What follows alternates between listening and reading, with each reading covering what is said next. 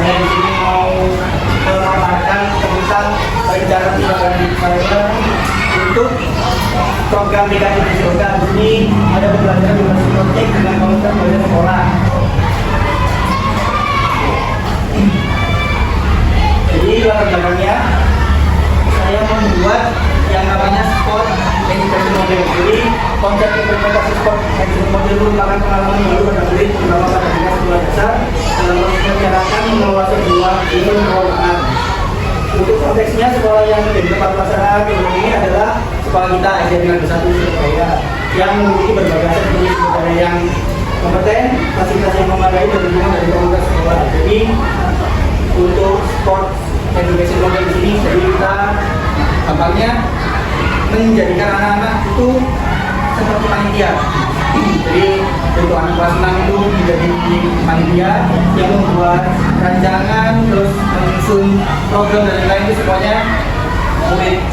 Untuk kelas 4 sama kelas 5 bisa jadi pesertanya seperti itu. Jadi semuanya yang mengatur pesertanya. Tujuannya, jadi kami mempunyai tujuan. Yang pertama, mengembangkan keterampilan fisik, sosial, dan emosional peserta didik melalui pengalaman belajar aktif.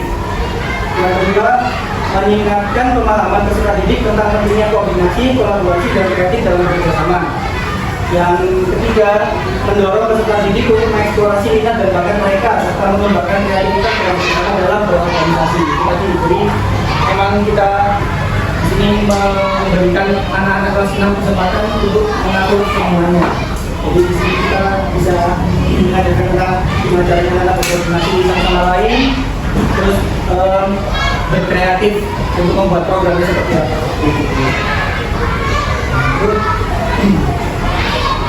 Untuk capaian langkah-langkah dan hasil yang diharapkan. Jadi program ini mempunyai capaian adalah program ini mampu mengorganisir dan melaksanakan kegiatan lomba olahraga tradisional berbasis. Jadi saya mengambil olahraga tradisional berbasis karena memang di lapangan sudah tersedia areanya dan anak sudah juga mungkin sudah sedikit terbiasa bermainnya, tinggal saya sama Pak nanti bisa menjelaskan lagi tentang peraturan ini juga. Capaiannya tadi mengorganisir dan melaksanakan kegiatan lomba. Langkah-langkahnya yang pertama mengidentifikasi aset dan isu-isu sosial yang ada di sekolah, sosialisasi dan koordinasi dengan pihak terkait melibatkan peserta didik dalam perencanaan dan pelaksanaan kegiatan, evaluasi dan refleksi pada kegiatan yang dilaksanakan. Jadi mengidentifikasi aset, kita cari lapangannya, lihatnya apa fondasinya ada belum, terus mungkin anak-anak bisa memberikan pertanyaan terlebih dahulu apakah bisa memberikan masukan seperti apa. Untuk hasilnya diharapkan yang jelas pasti kegiatannya terlaksana dengan baik dan mendapatkan umpan balik positif dari peserta didik dan pihak terkait.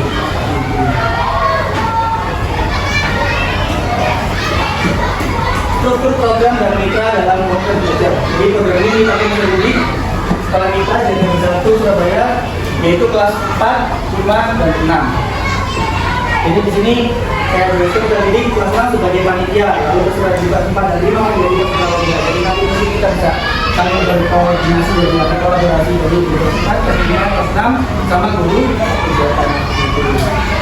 Dan kegiatannya dilaksanakan di dalam sekolah. Terus untuk anggota kombelnya nanti itu ada peserta di kelas 4, 5, 6, guru KDD setelah stakeholder yang terkait dengan nanti semuanya bakalan terlibat di dalam olahraga tradisional ini yang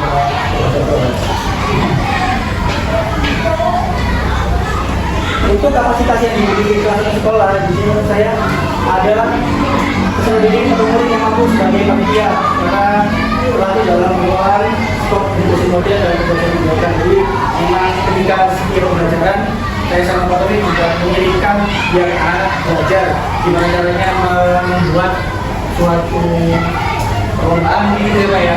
Jadi anak bisa lebih aktif dalam yang satu. Yang kedua, kepala sekolah, komite sekolah dan Pak Bima Lalu yang lebih jelas. Kepala sekolah mungkin bisa mendukung guru, kita bisa berkolaborasi untuk komite sekolah dan Pak Bima Lalu murid yang menjadi dalam event. Mungkin kita bisa mengajak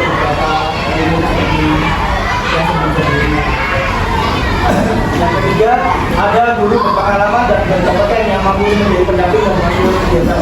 Jadi saya percaya bahwa ibu sering sangat berpengalaman dan kompeten, jadi kita bisa berkolaborasi di mana bisa lebih tertata dan lebih teranimasi lagi.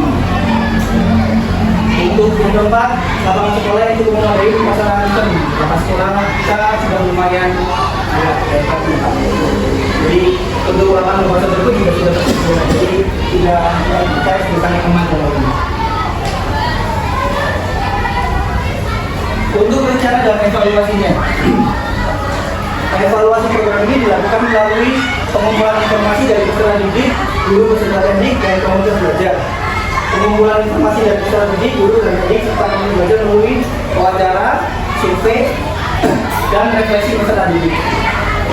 Evaluasi yang dilakukan oleh guru Bisoka yaitu mengenai pembelajaran dan pelaksanaan acara festival olahraga tradisional serta pelajaran yang dapat diikuti menurut festival jadi rencana dan evaluasinya mungkin program ini bisa jadi dasar untuk aktivitas kegiatan selanjutnya itu di tahun depan. Contoh mungkin bisa dibuat untuk acara lomba juara itu ya Pak ya, atau waktu olahraga nasional atau libur nasional. Jadi untuk sekarang mungkin melalui strategi, tapi kedepannya mungkin bisa ya juga. Nah, untuk guru-guru juga mungkin bisa diadakan lewat juga.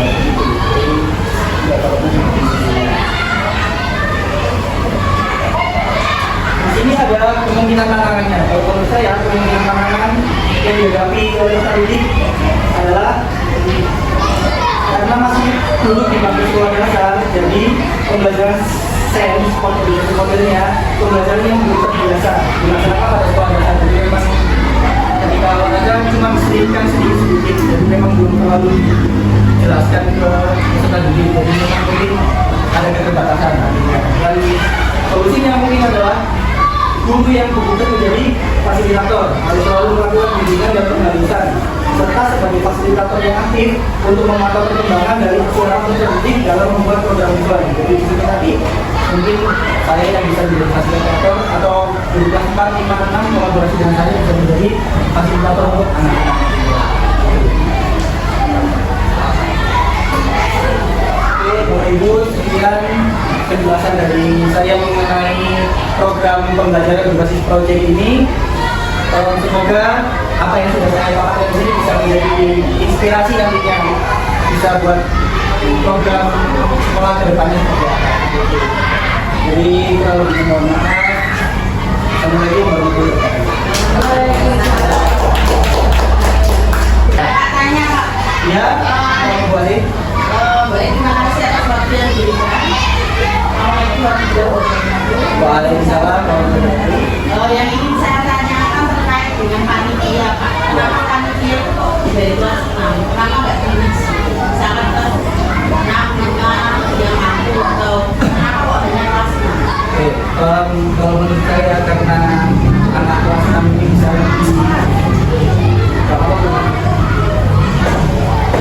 karena menurut saya mungkin anak kelas 6 bisa lebih gampang buat diarahkan.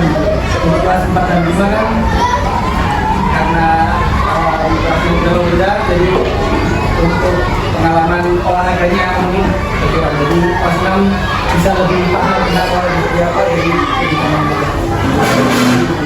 Jadi untuk kelas 4 dan 5 nya bisa mungkin bisa diambil beberapa buat membantu di panitia. Kita nanti Tetap bisa ya Pak ya? Tetap bisa. Sesuaikan kondisi sekolahnya kalau mampu ya? Ya, jadi ini kita juga bisa lihat karakteristik peserta didiknya seperti apa. Ini bisa menjadi panitia. Ya, terima kasih. Luar biasa paparan yang disampaikan tentang pembelajaran proyek di sekolah tadi. Maka ada beberapa yang menjadikan tantangan itu memang luar biasa. Karena apa? Tantangan itu nantinya akan secara langsung kita hadapi. Bukan sekedar kita buka tantangan ini, tapi secara langsung dalam anak-anak membuat event atau perlombaan yang akan mengorganisasinya dari anak-anak sendiri. Selain itu, tantangan itu ada lebih sedikit lagi untuk anak-anak yang dikuatkan. Terima kasih Pak Andi. Ya, terima kasih Pak Taufik atas masukannya. Dan sekali lagi Bapak Ibu, ya, itu kalau tidak ada, terima kasih atas waktunya hari ini. Kurang lebihnya mohon maaf. Assalamualaikum warahmatullahi wabarakatuh. Waalaikumsalam.